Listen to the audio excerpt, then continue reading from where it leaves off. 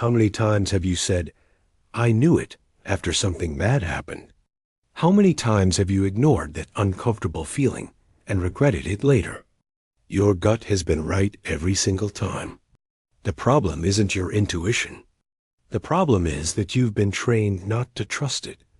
Rumi spent years studying human decision-making, watching people navigate choices, relationships, and opportunities. What fascinated him most wasn't when people made good decisions, but when they made terrible ones despite knowing better. He noticed a pattern. Almost everyone who made a disastrous choice admitted afterward that they had felt something was wrong, but chose to ignore it. The person who entered a toxic relationship, despite feeling uneasy on the first date. The individual who took a job that looked perfect on paper, but felt wrong in their body. The friend who trusted someone their gut warned them about. In every case, there was a moment when their intuition sent a clear signal, and they talked themselves out of listening to it. This led Rumi to a profound realization. Your gut feeling is never actually wrong. What's wrong is your relationship with it. You've been conditioned to trust logic over instinct, analysis over feeling, rational thought over bodily wisdom. And this conditioning causes you to override the most accurate guidance system you possess. Think about the last time you made a decision you regretted. Before you made that choice, before you committed to that path, there was a moment when something in your body reacted. Maybe your stomach tightened. Maybe your chest felt heavy. Maybe you felt a subtle sense of dread or discomfort that you couldn't explain rationally, but your rational mind stepped in with convincing arguments. You're being paranoid. You're overthinking this. There's no logical reason to feel this way. Everyone else thinks it's a good idea. You're just afraid of change. And so you ignored the signal and moved forward. Anyway, Rumi observed that this pattern of overriding intuition with logic is one of the primary sources of human suffering. Not because logic is bad, but because we use it to argue against information that comes from a deeper, more ancient form of intelligence. Your gut feeling operates on a completely different system than your rational mind, and it has access to information your conscious thinking cannot process. Modern neuroscience has started to catch up with what Rumi understood centuries ago. Your gut, technically called the enteric nervous system, contains over 100 million neurons. That's more than your spinal cord. This second brain is constantly processing information about your environment, relationships, and circumstances, and it communicates its findings through physical sensations. When you meet someone who seems friendly, but your stomach turns, your gut is detecting microexpressions, vocal patterns, and energy signals that your conscious mind isn't registering.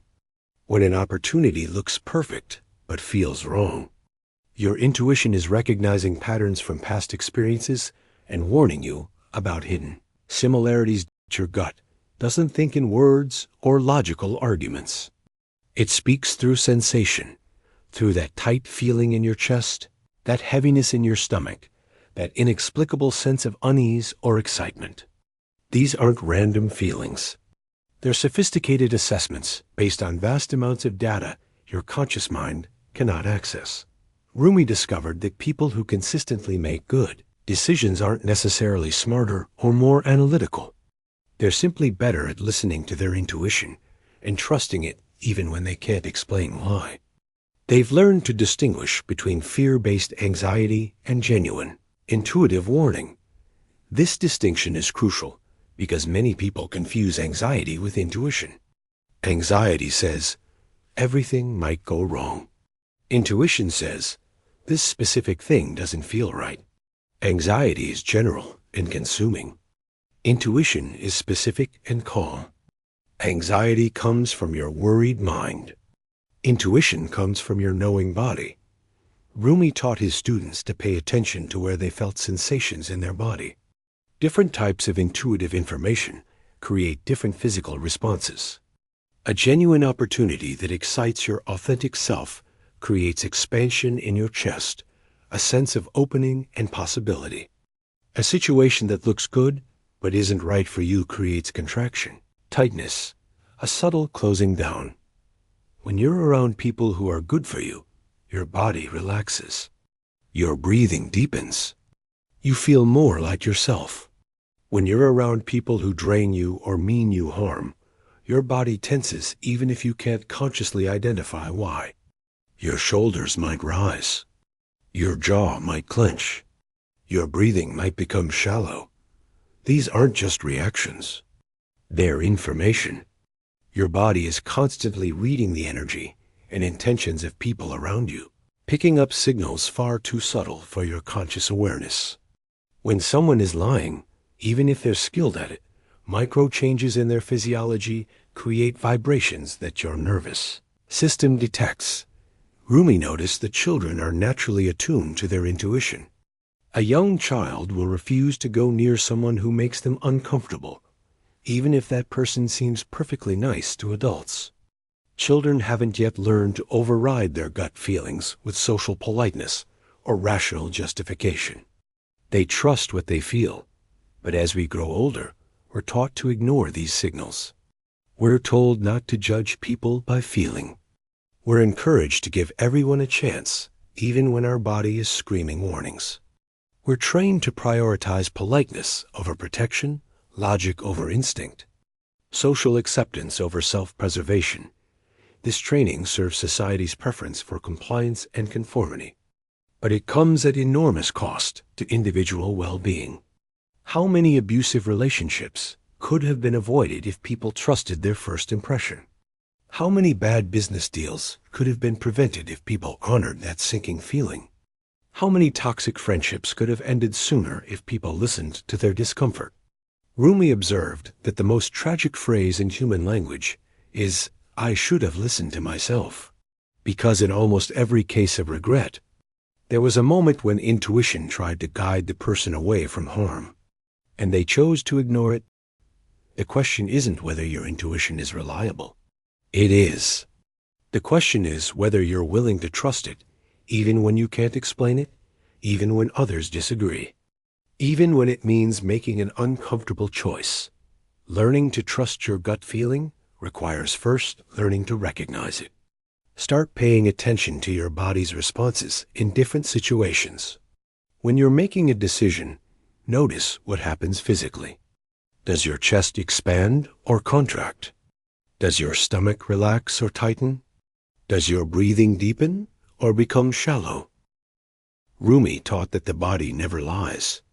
It can't be fooled by pretty words, impressive credentials, or logical arguments.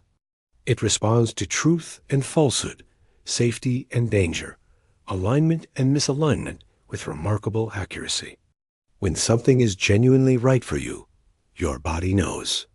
When something is wrong, your body knows that too. The challenge is that your mind will immediately start arguing with your body's assessment. But this person has such a great resume. But this opportunity pays so well. But everyone else thinks I should do this. These rational arguments can be so convincing that you override your intuition and make choices that harm you. Rumi discovered that the key to navigating this conflict is understanding what each system is designed for. Your rational mind is excellent at analyzing information, planning steps, and solving technical problems. But it's terrible at detecting danger, reading people's true intentions, and knowing what's authentically right for you. Your intuition operates on pattern recognition, so sophisticated that it can process millions of data points instantaneously and deliver an assessment faster than conscious thought. It's drawing on every experience you've ever had, every person you've ever met, every situation you've ever encountered, and comparing the current moment to all of that accumulated wisdom. When your gut says something is wrong, it's not being irrational or paranoid. It's recognizing patterns that predict negative outcomes based on deep experiential knowledge. When your gut says something is right, it's identifying alignment with your authentic nature and genuine well-being. The problem is that intuition speaks softly while the rational mind speaks loudly. Your gut whispers while your thoughts shout. This means you have to actively choose to listen to the quiet voice beneath the mental noise. Rumi taught a practice for developing this capacity. Before making any significant decision, he would sit in silence and ask his body rather than his mind. He would present the choice and then notice his physical response. Expansion or contraction, opening or closing, ease or tension. And he would trust that response even when his rational mind disagreed. This practice requires courage because often your intuition will guide you away from choices that look good on the surface. It might tell you to leave a well-paying job and a relationship that seems fine to others, or decline an opportunity everyone says you should take. Following your gut in these situations means being willing to disappoint people, face judgment, and trust yourself more than external opinions. But Rumi discovered that every time he honored his intuition, even when it made no logical sense, the wisdom of that choice became clear later. The job that felt wrong revealed itself to be toxic. The relationship his gut rejected turned out to be harmful. The opportunity that looked perfect but felt off led others into disaster. Your gut feeling isn't predicting the future through magic. It's recognizing present moment truths that your conscious mind hasn't processed yet.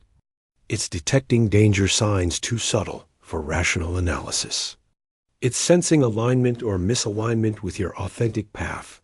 One of the most important things Rumi taught about intuition is that it gets stronger with use. Every time you listen to your gut and act on its guidance, you strengthen that channel of communication. Every time you honor that uncomfortable feeling and protect yourself, you reinforce your body's trust that you're actually listening. Conversely, every time you override your intuition and suffer the predicted consequences, you create internal confusion. Your body learns that even when it sends clear warnings, you're not going to act on them. Over time, this can cause your intuitive signals to become weaker or harder to detect. Rebuilding trust with your intuition, after years of ignoring it, requires patience and practice. Start with small decisions where the stakes are low. Notice your body's response to different options and honor what you feel. As you see your gut feelings prove accurate in minor situations, you'll develop more confidence to trust them in major ones. Rumi also warned about false intuition, which is actually anxiety disguised as gut feeling. True intuition is calm and clear. It doesn't create panic or spiral into worst-case scenarios. It simply states information. This feels right, or this doesn't feel right. Anxiety, on the other hand, creates dramatic stories, catastrophic thinking, and overwhelming emotion. Learning to distinguish between them comes with practice and self-awareness. Intuition feels like knowing. Anxiety feels like fear. Intuition is specific. Anxiety is general. Intuition grounds you. Anxiety destabilizes you. Intuition speaks once and then goes quiet. Anxiety repeats itself obsessively. Another key insight from Rumi is that your intuition works best when you're not attached to a particular outcome. When you desperately want something to work, you can override your gut feeling with wishful thinking. When you're terrified of something, you can mistake fear for intuitive warning. The clearest intuitive guidance comes when you're genuinely open to whatever truth emerges. This doesn't mean you have no preferences, but it means you're willing to honor reality over your desires. You're committed to your well-being more than to getting what you think you want. Rumi observed that people who consistently trust their intuition live remarkably different lives from those who rely solely on logic. They avoid disasters that others walk straight into. They recognize opportunities that others overlook. They build relationships that nourish them while avoiding connections that would drain them. This isn't luck or coincidence. It's the result of honoring a form of intelligence that operates beneath conscious awareness. Your gut feeling has kept humans alive for millennia, warning of dangers, detecting deception, and guiding toward what sustains life. It's far older, and in many ways more reliable than rational thought. The modern world has created conditions where we're encouraged to ignore this ancient wisdom. We're told to make decisions based on data, analysis, and logic alone. We're taught that feelings are unreliable, that instinct is primitive, that we should override physical responses with rational arguments. But Rumi would say this is exactly backwards. Your rational mind should serve your intuition, not override it. Logic should be used to implement the choices your gut feeling guides you toward, not to argue against your body's wisdom. Think about your life right now. Where are you ignoring uncomfortable feelings? What situations make your body tense that you're rationalizing as fine? What people drain your energy that you're convincing yourself to keep around? Your intuition is speaking to you right now about these things. The question is whether you're ready to listen. Your gut feeling is never wrong, but you will be wrong every time you ignore it. The path forward is learning to hear that quiet voice beneath the mental noise, trust it even when you can't explain it, and act on it even when others don't understand. This is how you stop making decisions you regret and start living in alignment with your deepest wisdom.